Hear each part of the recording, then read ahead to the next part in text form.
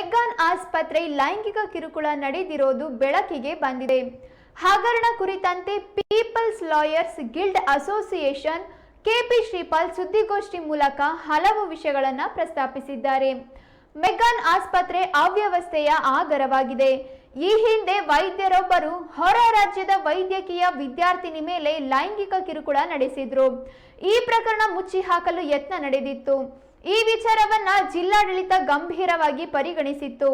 ಅಂದಿನ ಎಸ್ಪಿ ಲಕ್ಷ್ಮೀ ಪ್ರಸಾದ್ ಕೂಡ ಗಂಭೀರವಾಗಿ ಪರಿಗಣಿಸಿದರು. ಹೈಕೋರ್ಟ್ ಮೊರೆ ಹೋಗಿ ಸ್ಪೈ ತಂದಿದರು ಎಂದರು.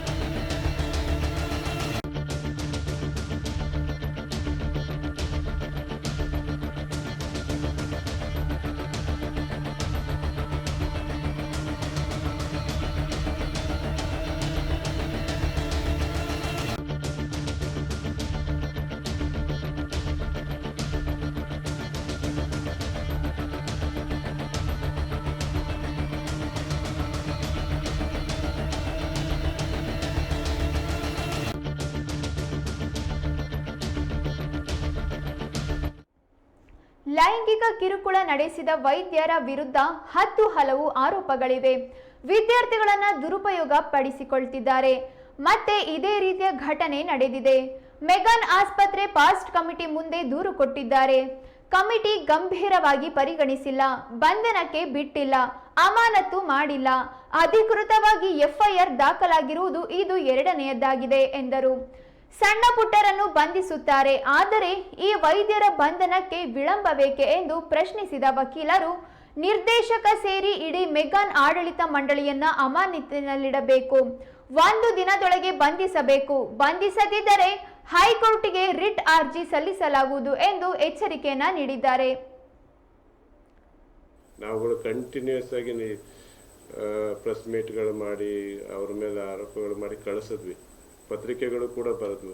ಈಗಿರ್ತಕ್ಕಂಥವ್ರು ಇಡೀ ಮೆಗ್ಗಾನ್ ಆಸ್ಪತ್ರೆ ಆಡಳಿತ ವರ್ಗ ಏನಿದೆ ಕುಲುಗೆಟ್ಟು ಹೋಗಿದೆ, ಕರಪ್ಟ್ ಆಗಿದೆ. ಆತ 14ನೇ ತಾರೀಕು ನಡೆದಂಥ ಇನ್ಸಿಡೆಂಟಿಗೆ ಆಕೆ ಪೋಸ್ಟ್ ಕಮಿಟಿ ಮುಂದೆ ದೂರನ್ನು ಕೊಟ್ಟರೂ ಕೂಡ ಕೂಡಲೇ ಎನ್ಕ್ವೈರಿ ಮಾಡಿ ಜಿಲ್ಲಾಧಿಕಾರಿಗಳ ಗಮನಕ್ಕೆ ತರಬೇಕಿತ್ತು. ಮತ್ತು ಅವತ್ತೇ ಎಫ್ಐಆರ್ ಅನ್ನು ಸುಮಟ್ಟ ಹಾಕಿಸ್ಬೇಕಿತ್ತು. ಅವರು 5 ದಿನಗಳ ಕಾಲ ತಳ್ತಾರೆ ಆ ಮಹಿಳೆಗೆ ಸಮಾಧಾನ ಮಾಡಬೇಕು, ಕೇಸನ್ನು ಮುಚ್ಚಿ ಹಾಕಬೇಕು ಅಂತ. ಯಾವಾಗ ಇವರು ಸೀರಿಯಸ್ ಆಗಿ ತಾಂಡಿಲ್ಲ ಅಂದಮೇಲೆ ಆ ವೈದ್ಯ 20ನೇ ತಾರೀಕು ದೂರನ್ನು ಕೊಡ್ತಾರೆ. 20ನೇ ತಾರೀಕು ಕೊಟ್ಟು ಇವತ್ತು 25ನೇ ತಾರೀಕು ಇವತ್ತಿನವರೆಗೂ ಅರೆಸ್ಟ್ ಮಾಡೋದಕ್ಕೆ ಬಿಟ್ಟಿಲ್ಲ, ಇಂಪ್ಲೂಯೆನ್ಸನ್ ಮಾಡ್ತಾ ಇದ್ದಾರೆ. ಜೊತೆಗೆ ಆತನನ್ನು ಸಸ್ಪೆಂಡ್ ಮಾಡಿಲ್ಲ. ಇದೇ ಮೆಗ್ಗಾನ್ನಲ್ಲಿ ಹೊರಗುತ್ತಿಗೆ ಕೆಲಸ ಮಾಡ್ತಾರೆ, 10,000 12,000 ಸಂಬಳ ತಗೊಂಡಿದ್ರೆ ಅವ್ರ ಮೇಲೆ ಒಂದು ಎಫ್ಐಆರ್ ಆದರೆ ಅವರಿಗೆ ಕೆಲಸದಿಂದ ಕಿತ್ತಾಕ್ತಾರೆ, ಆ ತಕ್ಷಣ ಸಸ್ಪೆಂಡ್ ಮಾಡ್ತಾರೆ. ಆದರೆ ಅಶ್ವಿನ್ ಹೆಬ್ಬಾರಿಗೆ ಇದು 2ನೇ ಕೇಸು, ಅಧಿಕೃತವಾಗಿ ಎಫ್ಐಆರ್ ಆಗಿದೆ 2ನೇ ಕೇಸು. ನೀವು ಆಸ್ಪತ್ರೆ ಸಿಬ್ಬಂದಿಯನ್ನು ಬೇರೆ ಬೇರೆ ಡಿ ಗ್ರೂಪ್ ಎಂಪ್ಲಾಯೀಸ್ಗಳನ್ನು ಮಾತಾಡಿದ್ರೆ ಈತನ ಕಿರುಕುಳವನ್ನು ಹೇಳ್ತಾರೆ. ಆತನನ್ನು ಸಸ್ಪೆಂಡ್ ಮಾಡಿಲ್ಲ. ಯಾವುದೇ ಇದುವರೆಗೂ ಕೂಡ ಮೆಗ್ಗಾನ್ ಆಸ್ಪತ್ರೆ ಅಥವಾ ಮೆಡಿಕಲ್ ಕಾಲೇಜ್ ಆಡಳಿತ ಮಂಡಳಿಯಿಂದ ಯಾವುದೇ ಕ್ರಮವನ್ನು ತಗೊಂಡಿಲ್ಲ. ಹಾಗಾಗಿ ಇಡೀ ಆಡಳಿತ ವರ್ಗ ಇಂಥವ್ರ ಪರವಾಗಿದೆ.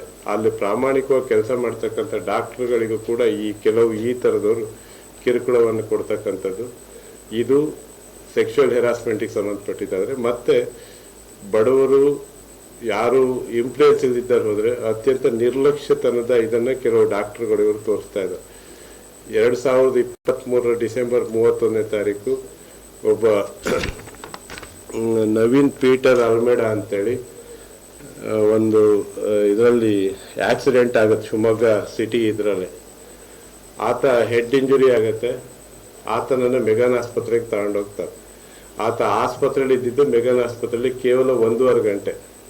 ಅಲ್ಲಿ ಡಾಕ್ಟ್ರು ಮಾನಸ ಅಂತ ಒಬ್ಬರು ಡಾಕ್ಟ್ರು ಟೆಸ್ಟ್ ಮಾಡ್ತಾರೆ. ಟೆಸ್ಟ್ ಮಾಡಿದಾಗ ಅವರು ಇಂಪ್ಲೂಯೆನ್ಸ್ ಆಫ್ ಆಲ್ಕೋಹಾಲ್ ಅಂತ ಒಂದು ವರ್ಡನ್ನು ಬರೀತಾರೆ. ಆತ ಕುಡಿಯಲ್ಲ, ಯಾವುದೇ ಇದನ್ನು ಇದು ಮಾಡಲ್ಲ. ಆತ TV ರಿಪೇರಿ ಮಾಡ್ತಕ್ಕ TVS ಅಲ್ಲಿ ಹೋಗೋದು. ಆಯಿತು, ಇನ್ಫ್ಲೂಯೆನ್ಸ್ ಆಫ್ ಆಲ್ಕೋಹಾಲ್ ಅಂತ ಬರೆದ ಮೇಲೆ ಆತನ ಬ್ಲಡ್ ಸ್ಯಾಂಪಲ್ ತೆಗಿಬೇಕಿತ್ತು, ಆತನ ರಿಪೋರ್ಟನ್ನು ತಗೊಳ್ಬೇಕಿತ್ತು. ಬ್ಲಡ್ FSL ಕಳಿಸಿ, ಆಮೇಲೆ ಪೊಲೀಸರಿಗೆ ಅದನ್ನು ಕೊಡಬೇಕಿತ್ತು. FSL ಇದು ಬಂದ ಮೇಲೆ ಪೊಲೀಸರು ನೋಟಿಸ್ ಕೊಡ್ತಾರೆ, ಅದಕ್ಕೆ ಕೊಟ್ಟರೆ ಪೊಲೀಸರು ಚಾರ್ಜ್ ಶೀಟನ್ನು ಹಾಕ್ತಾರೆ. ಅಥವಾ ಬ್ಲಡ್ಡಲ್ಲಿ ಆಲ್ಕೋಹಾಲ್ ಇದೆ ಅಥವಾ ದೇಹದಲ್ಲಿ ಆಲ್ಕೋಹಾಲ್ ಇತ್ತು ಅಂತ. ಇವ್ರೇನು ಮಾಡ್ತಾರೆ ಅಂದರೆ ಅಷ್ಟು ಬರೀತಾರೆ, ಆಮೇಲೆ ಪೇಷಂಟು ಮ್ಯಾಕ್ಸಿಗೆ ಹೋಗ್ತಾರೆ, ಮ್ಯಾಕ್ಸಿಂದ ಮಣಿಪಾಲ್ ಹೋಗ್ತಾರೆ, ಆಮೇಲೆ NFI ಹಾಸ್ಪಿಟ್ಲ್ ಹೋಗ್ತಾರೆ. ಅವನಿಗೆ 17 ಲಕ್ಷ ರೂಪಾಯಿ ಆಸ್ಪತ್ರೆ ಖರ್ಚಾಗಿದೆ ಟ್ರೀಟ್ಮೆಂಟ್. ಈಗಲೂ ಕೂಡ ಆತ ಡೆತ್ ಬೆಡ್ಡಲ್ಲಿದ್ದಾನೆ. ಆತ ಪರಿಹಾರ ಕೇಸ್ ಹಾಕಬೇಕು. ಇದರಲ್ಲಿ ಮೆಡಿಕಲ್ ಸರ್ಟಿಫಿಕೇಟಲ್ಲಿ ಇನ್ಫ್ಲೂಯೆನ್ಸ್ ಆಫ್ ಆಲ್ಕೋಹಾಲ್ ಅಂತೇಳಿ ಬರೀತಾರೆ, ಇವರು ನೆಗ್ಲಿಜೆನ್ಸ್. ಅದಕ್ಕೆ ನಮ್ಮ ಗಮನಕ್ಕೆ ಬಂದಾಗ ಕೇಳ್ತೀವಿ, ನೋಡಿ ಆತ ಕುಡ್ದಿಲ್ಲ, ನಿಮ್ಮ ಹತ್ರ ಏನಿದೆ ಅವನು ಆಲ್ಕೋಹಾಲ್ ಅನ್ನೋದಕ್ಕೆ. ಎಷ್ಟೋ ಪ್ರಕರಣಗಳಲ್ಲಿ ಮಾನವೀಯತೆ ದೃಷ್ಟಿಯಿಂದ ಆಲ್ಕೋಹಾಲ್ ಇದ್ರೂ ಕೂಡ ಬರೆಯಲ್ಲ ಡಾಕ್ಟರ್ಗಳು. ಯಾಕೆ ಅಂದರೆ ಆತನ ಫ್ಯಾಮಿಲಿ ಇದೆ ಅಂತ. ಆತನ ಮಕ್ಕಳು ಪೇಪರ್ ಹಾಕ್ತಾ ಇದ್ದಾರೆ, ಬೆಳಿಗ್ಗೆ ಪೇಪರ್ ಹಾಕಿ ಇದು ಮಾಡಿ ಜೀವನ ಮಾಡ್ತಿದ್ದಾರೆ. 17 ಲಕ್ಷ ರೂಪಾಯಿ ಸಾಲದಲ್ಲಿತ್ತು ಡೆತ್ ಬೆಡ್ಡಲ್ಲಿ ಇರ್ತಕ್ಕಂಥ ವ್ಯಕ್ತಿಗೆ ನಾನು ಒಬ್ಬನೇ ಅಲ್ಲ, ಭಾಳಷ್ಟು ಜನರಿಗೆ ಹೇಳಿ ಭಾಳಷ್ಟು ಜನ ರಿಕ್ವೆಸ್ಟ್ ಮಾಡಿದ್ರು, ಡೈರೆಕ್ಟ್ರಿಗೆ, ಮೆಡಿಕಲ್ ಸೂಪರ್ಡೆಂಟಿಗೆ, ಡಿಸ್ಟಿಕ್ ಸರ್ಜನಿಗೆ, ಡಾಕ್ಟ್ರಿಗೆ, ಒಂದು ನಾನ್ ಆಲ್ಕೋಹಾಲ್ ಅಂತ ಬರೀರಿ, ನೀವು ಏನೂ ಇಲ್ದೇನೆ ಸುಮ್ಮನೆ ಇದು ಮಾಡಿದ್ದಾರೆ. ಯಾವ ಕಾರಣಕ್ಕೂ ಡಾಕ್ಯುಮೆಂಟನ್ನು ಚೇಂಜ್ ಮಾಡಲ್ಲ, ನಾವು ಒಂದ್ಸರಿ ಬರೆದಿದ್ದನ್ನು ಚೇಂಜ್ ಮಾಡಲ್ಲ ಸರ್. ಕೊನೆಗೆ ಈ ವಿಷಯ ಗೊತ್ತಾದ ಮೇಲೆ ರೂರಲ್ ಸ್ಟೇಷನ್ನ ಇನ್ಸ್ಪೆಕ್ಟರ್ಗಳು, DOSP, SP ಸತೆ ಇದು ಮಾಡ್ತಾರೆ, ಫೋನ್ ಮಾಡಿ, ಬಡವರಿಗೆ ಅನ್ಯಾಯ ಮಾಡಿಬಿಡಿ, ನಿಮ್ಮ ಹತ್ರ ಏನೂ ರಿಪೋರ್ಟ್ ಇಲ್ಲ, ಆಲ್ಕೋಹಾಲ್ ಅನ್ನೋದು ಯಾವುದೂ ಇಲ್ದೇನೆ, ಬ್ಲಡ್ ಸ್ಯಾಂಪಲ್ FSL ರಿಪೋರ್ಟ್ ಇಲ್ದೇನೆ ಆ ಥರ ಬರಿಬೇಡಿ ಅಂದರೂ ಕೂಡ ಕೇಳಲ್ಲ. ಇಷ್ಟು ದುರಹಂಕಾರ ಮಾಡ್ತಕ್ಕಂಥ ಇವರು ಇವತ್ತು ಆ ಮನುಷ್ಯನ ಲೈಫನ್ನು ಸ್ಪಾಯ್ಲ್ ಮಾಡಿದ್ದಾರೆ. ಇವೆಲ್ಲವೂ ಕೂಡ ವಿತ್ ಡಾಕ್ಯುಮೆಂಟ್ರಿ. ಇದು ಈ ಥರದ 100 ಪ್ರಕರಣಗಳು ಡೈಲಿ ಇವೆ.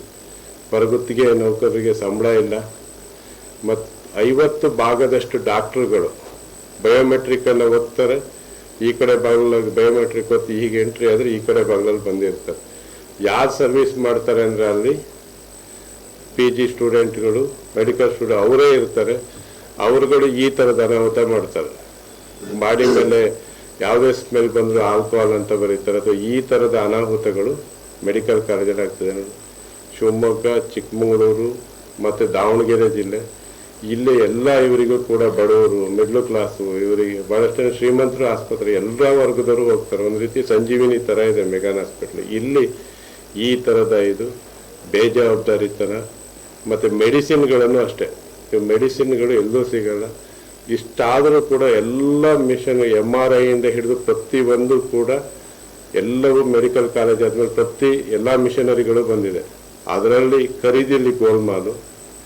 ಮತ್ತು ಪ್ರೈವೇಟ್ ಇವರಿಗೆ ಕಳಿಸ್ತಕ್ಕಂಥದ್ದು, ಅಶೋಕ ಸಂಜೀವಿನಿ ಕಳಿಸ್ತಾರೆ, ಅಥವಾ ಇನ್ಯಾವುದೋ ಮಲ್ನಾಡ್ ಲ್ಯಾಬಿಗೆ ಕಳಿಸ್ತಾರೆ. ಅಲ್ಲಿ ಯಾವುದೇ ಟೆಸ್ಟ್ಗಳನ್ನು ಮಾಡಲ್ಲ, ಯಾವುದೇ ಮಾತ್ರೆಗಳನ್ನು ಕೊಡದೇ ಇರ್ತಕ್ಕಂಥದ್ದು. ಇವೆಲ್ಲವೂ ಕೂಡ ಮೆಗಾನ್ ಆಸ್ಪತ್ರೆ ಕರ್ಮಕಾಂಡ. ಇದು ಈ ಥರದ ವರ್ತನೆಯಿಂದ ಪ್ರಾಮಾಣಿಕವಾಗಿ ಕೆಲಸ ಮಾಡ್ತಕ್ಕಂಥ ಭಾಳಷ್ಟು ಜನ ಡಾಕ್ಟ್ರುಗಳು, ಅಲ್ಲಿಯ ಸ್ಟಾಫ್ಗಳು, ಅವ್ರಿಗೆ ಸಮಸ್ಯೆ ಆಗಿದೆ. ಜೊತೆಗೆ ಈ ಸೆಕ್ಷುವಲ್ ಹೆರಾಸ್ಮೆಂಟ್ ಬೇರೆ ನೋಡಿ. ಇವು ಆದಮೇಲೆ ಕೊನೆ ಟೈಮ್ ಇದಾಯಿತು, ಇವರಿಗೆ ಸಮಸ್ಯೆ ಆದಮೇಲೆ ಯಾರು ಲಾಸ್ಟ್ ಟೈಮ್ ಇದಾಗಿದ್ರು ಆ ಡಾಕ್ಟ್ರಿಗೆ ಹೊರಗಡೆ ಔಟ್ ಆಫ್ ಸ್ಟೇಟಲ್ಲಿ ಇಲ್ಲಿ ಬಿಟ್ಟು ಟ್ರಾನ್ಸ್ಫರ್ ತಗೊಂಡು ಅಲ್ಲಿ MD ಮಾಡ್ತಾ ಇದ್ದಾರೆ ಕಾಶ್ಮೀರದವರು. ಅವರು ಇವ್ರಿಗೆ ಫೋನ್ ಮಾಡ್ತಾರೆ, ಇಲ್ಲ ನನಗೆ ಆದಾಗ ನ್ಯಾಯ ಕೊಡಿಸಿದ್ರು ಹಿಂಗೆ ವಕೀಲರು, ಅವ್ರಿಗೆ ಫೋನ್ ಮಾಡಿ ಅಂತ.